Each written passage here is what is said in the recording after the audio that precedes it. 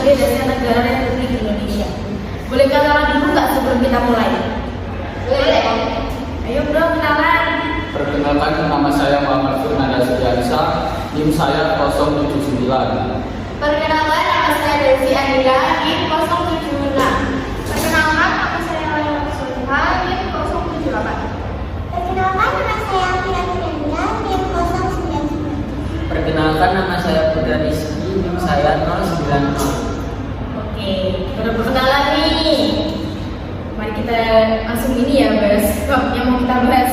Nah, yang pertama ini aku pengen bahas tentang konsep negara, tujuan negara, dan urgensi dasar negara.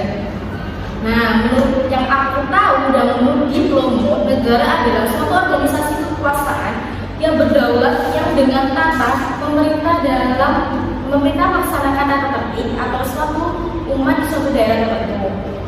Nah, dan bisa nggak sebutin definisi menurut para ahlinya? Setahu aku ini ada 3, bisa sebutin nggak?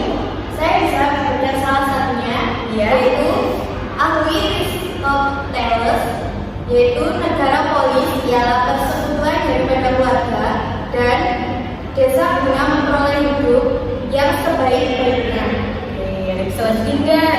Aku nih ada menurut Hansen Kelsen, negara adalah suatu susunan pergaulan hidup bersama dengan tata paksa. Ada bisa nambahin lagi?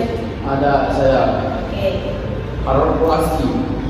Negara sebagai suatu organisasi paksaan yang biasa disebut collective instrument. Nah, setelah itu kita akan tentang membahas perspektif tata negara itu ada 2 pendekatan. Bisa disebutin nggak apa poin 2-nya tadi itu? Saya bisa menyebutkan 2 pendekatan. A. Negara dalam keadaan diam yang fokus pengkajiannya terutama kepada bentuk dan struktur organisasi negara. B. Negara dalam keadaan bergerak yang fokus pengajiannya terutama kepada mekanisme penyelenggaraan lembaga negara. Ini kita lanjut nih ke poin kedua. Ada konsep tujuan. Konsep tujuan secara teoretik ini ada 5 poinnya. Ada yang bisa nyebutin nggak? Langsung nih sekaligus kalau bisa 5. Saya bisa menyebutkan. Oke. Yang pertama ada pendidikan sebagai negara, yang kedua ada kekuasaan dan kebesaran atau keamanan sebagai negara, yang ketiga ada kepastian hidup, keamanan dan ketertiban sebagai negara, yang keempat ada sebagai negara, yang terakhir kesejahteraan dan kebahagiaan hidup sebagai negara. Oke, itu ya semuanya ada 5 poinnya. Nah, terus di negara-negara ini tuh juga ada 2 aliran. Setahu aku nih ada aliran individualis sama aliran kolektivis atau sosialis. Ini kan ada 2 nih. Satu-satu ikutin gitu. Siapa ya? Ayo, siapa? Ayo. Yang pertama yaitu aliran liberal. Individualis aliran ini berpendapat bahwa kesejahteraan dan kebahagiaan harus dicapai dengan politik dan sistem ekonomi liberal melalui persaingan bebas. Yang kedua, aliran kolektivis atau sosialis. Aliran ini berpandangan bahwa kesejahteraan dan kebahagiaan manusia hanya dapat diwujudkan melalui politik dan sistem ekonomi terpimpin atau yang biasa disebut totaliter. Itu tadi yang kolektivis ya, atau sosialis. Berarti yang liberal individualis belum disebutin nih.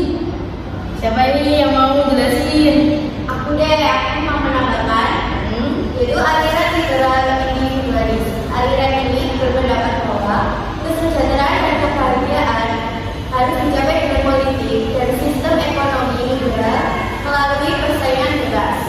Oke, itu ya, ingat nih. Oke, kita lanjut yang ke poin ketiga, itu konsep dan urgensi dasar negara.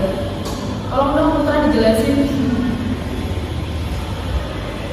Menelusuri konsep dan urgensi dasar negara. Secara etimologis, istilah dasar negara maknanya identik dengan istilah grundnorm atau norma dasar. psikis atau cita hukum, stasi atau cita negara, filosofi Georgia atau dasar kilasan negara. Ya, kita lanjut nih. Lanjut ke bab selanjutnya yang tentang alasan diberlakukannya kajian Pancasila sebagai dasar negara. Boleh nggak jelasin? Saya akan menjelaskan alasan dibentuknya kajian Pancasila sebagai dasar negara. Pancasila merupakan pandangan hidup dan kepribadian bangsa yang nilai-nilainya bersifat nasional yang mendasari kebudayaan bangsa. Maka nilai-nilai tersebut merupakan perwujudan dari aspirasi atau cita-cita hidup bangsa. Dengan pengaturan yang berdasarkan nilai-nilai Pancasila tersebut, maka perasaan adil dan tidak adil dapat diminimalkan. Diharapkan warga negara dapat memahami dan melaksanakan Pancasila dalam kehidupan sehari-hari, dimulai dari kegiatan-kegiatan sederhana yang menggambarkan hadirnya nilai-nilai Pancasila tersebut dalam masyarakat.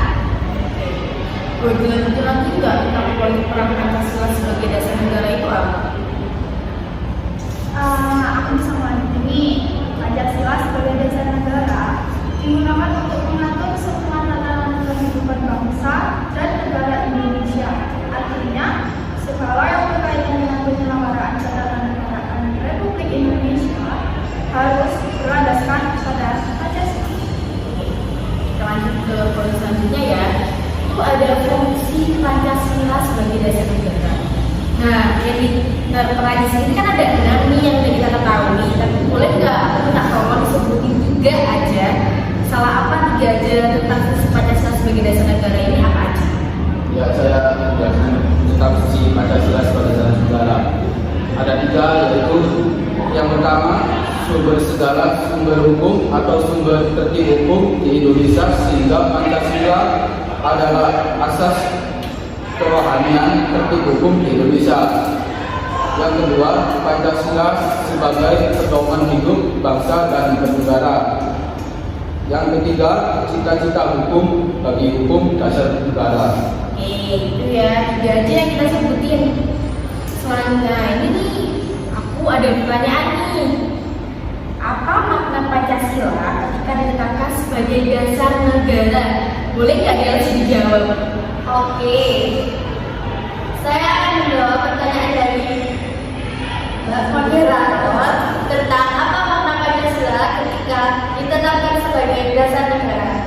Jawabannya adalah dalam hubungannya dengan dasar negara, maka Pancasila dalam hal ini bermakna sebagai sumber dari segala sumber hukum di Indonesia. Sebagai filsafat negara, Pancasila berpeluang dalam kedudukan tertinggi dalam tata tertib hukum di Indonesia, yaitu pada pembukaan Undang-Undang Dasar 1945. Apakah jawaban saya sudah benar atau ada kesalahan dari teman-teman? Oke, jadi ada bisa nambahin nggak? Kalau nggak ada tambahan, kita lanjutin. Lanjut deh. Oke, sudah ya. Nah, sekarang ini kita ke bab selanjutnya tentang menggali sumber yuridis, historis, sosiologis, dan politis tentang Pancasila sebagai dasar negara. Nah, di dalam bab ini tuh ada 4 poin. Yang pertama, sumber yuridis, sumber historis, sumber sosiologis, dan sumber politis. Boleh disebutin nggak? Boleh dijelaskan nggak nih tentang 4 poin tadi ini? Oke. Ayo yang mana? Yo, yang mana? Oke, yang mana nih? Oke, sudah dulu boleh disebutkan 2 ya. Minta tolongnya dulu. Saya akan menjelaskan yang pertama, sumber Pancasila merupakan institusi yang paling tertinggi di Indonesia, nilai Marxis dan nilai internasional. Yang kedua, sumber historis. Pancasila sebagai sumber negara juga berfungsi sebagai sumber daya segala sumber hukum negara. Ideologi nasional, karakteristik bangsa, kompetitif bangsa yang harus terwujud dan diberikan dalam setiap sikap mereka selama disiplin dan tanggung jawab. Oke, terima kasih udah dibantu buat jelasin sumber yuridis sama sumber historis. Boleh dijelaskan nggak sumber sosiologis sama sumber politis? Oke.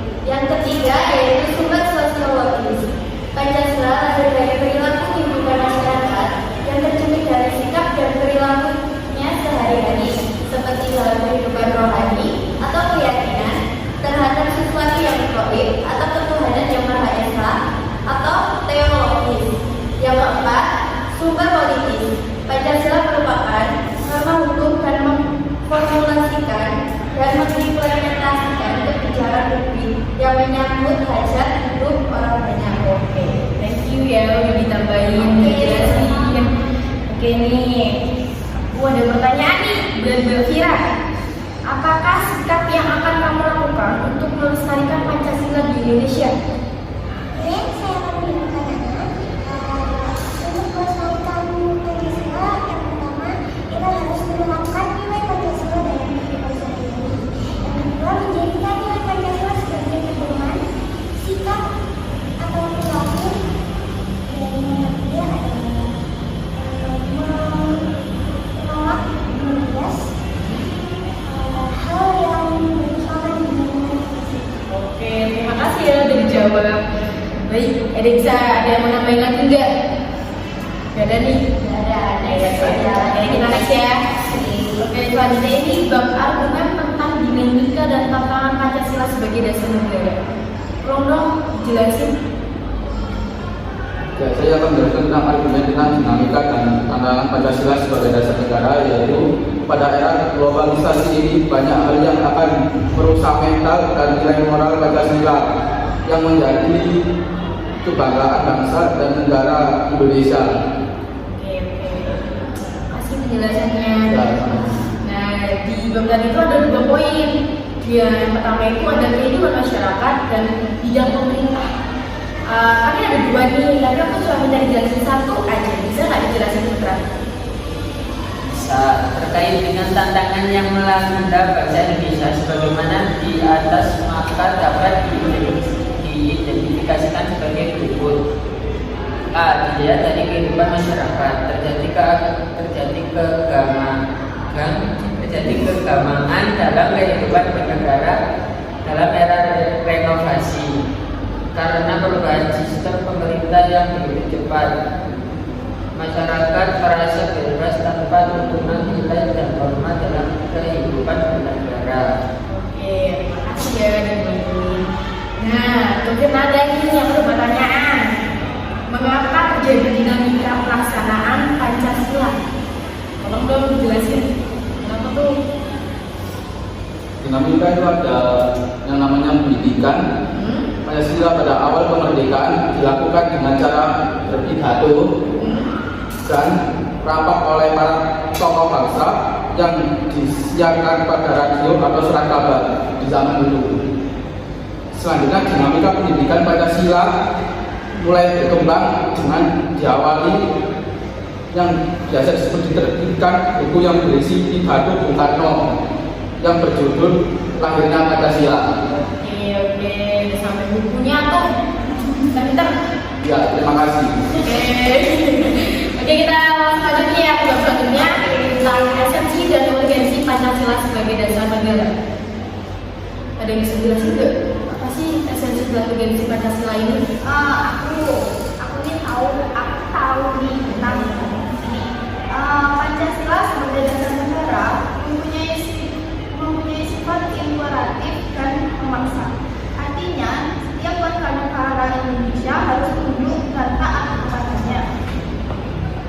Esensi Pancasila sebagai dasar negara merupakan segala sesuatu yang merupakan hakikat, dasar, inti, sari, hal yang pokok, penting, ekstrak, dan konsentrat dari segala sesuatu disebut esensi tergantung dalam konteks dan penggunaannya.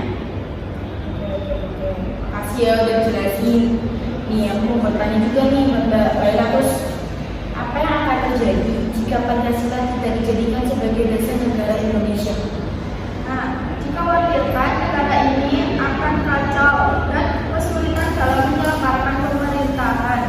Selain itu, konflik juga akan sering terjadi dan persatuan serta kesatuan bangsa Indonesia menjadi terancam dan akan hancur. Oke, makasih ya. Nih, kita sekarang mau bahas tadi kasus tentang tantangan Pancasila sebagai dasar negara. Misal hubungan Pancasila dengan agama, adanya fenomena, adanya kelompok yang ingin mendirikan NKRI di syariah atau isu khilafah Islamiyah di Indonesia. studi kasus kita ini ada 4 poin. Boleh disebutin nggak 4 poinnya tadi itu apa aja? Sebutin aja 4 poinnya tadi, jangan jelaskan dahulu. Sebutin ayo deh, sebutin. Nah kan ada 4 tuh. Sebutin.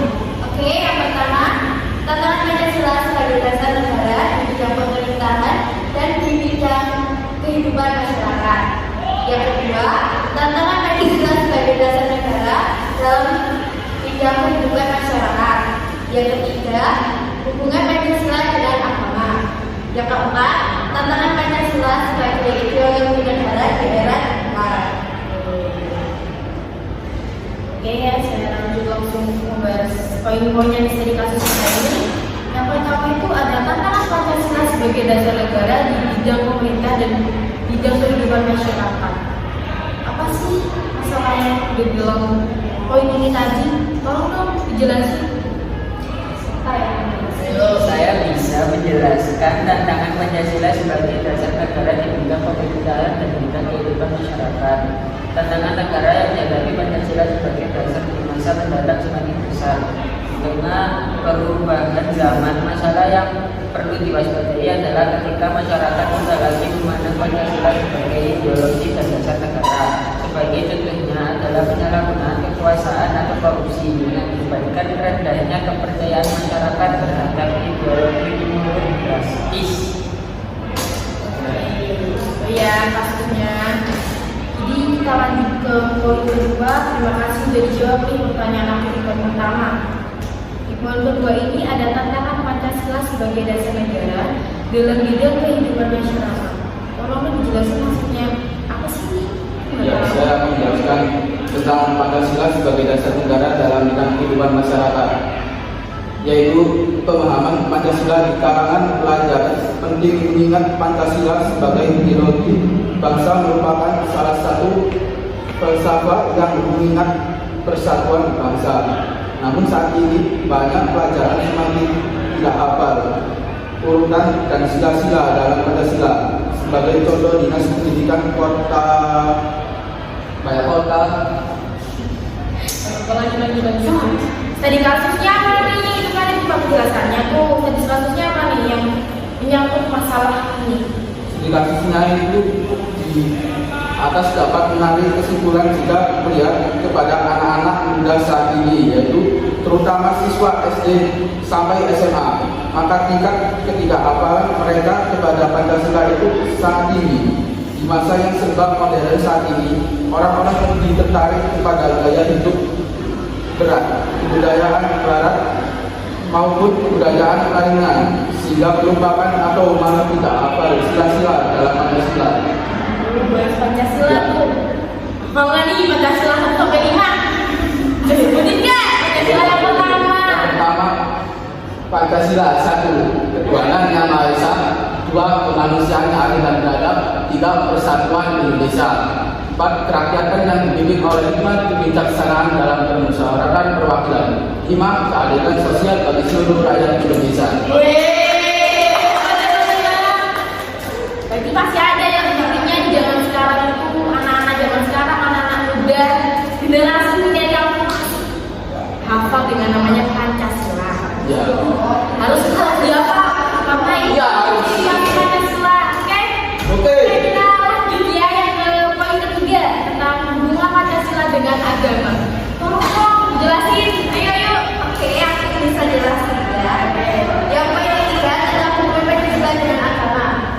Hubungan Pancasila dan agama dalam Negara Kesatuan Republik Indonesia dengan sila ketuhanan yang Maha Esa. Sila pertama menegaskan bahwa negara Indonesia bukan negara yang berdasarkan suatu agama tertentu dan bukan pula negara yang memisahkan agama dan negara.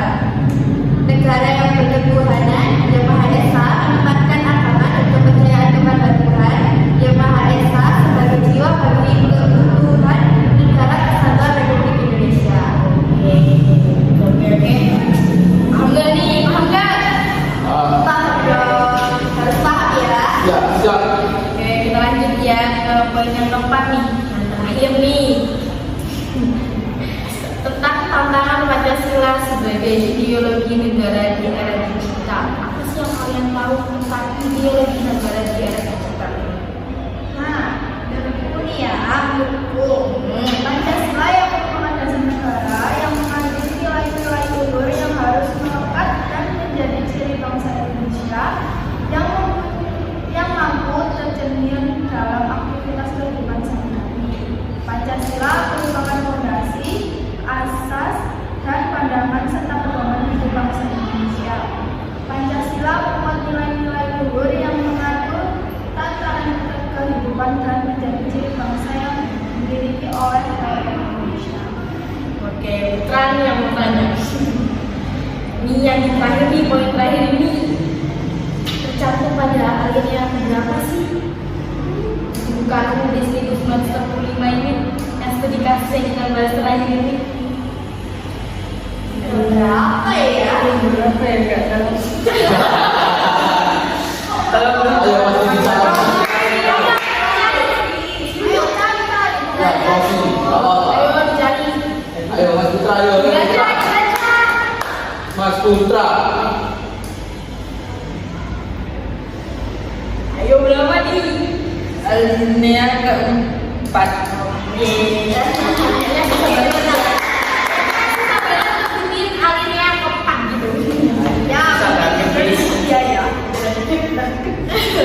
Oke, sudah nih selesai nih pembahasan kita. Mungkin ada yang mau ditambahin nggak? Ada yang mau nambahin materi kita yang kita bahas nggak? Ada nggak? Jelas deh, paham ya berarti ya. Penjelasan materinya. Oke, sudah nih. Oke, sekian kita tutup ya. Oke, pembicaraan kita hari ini. Sekian, terima kasih. Mohon maaf bila ada salah kata. Mohon dimaafkan. Mohon maaf kalau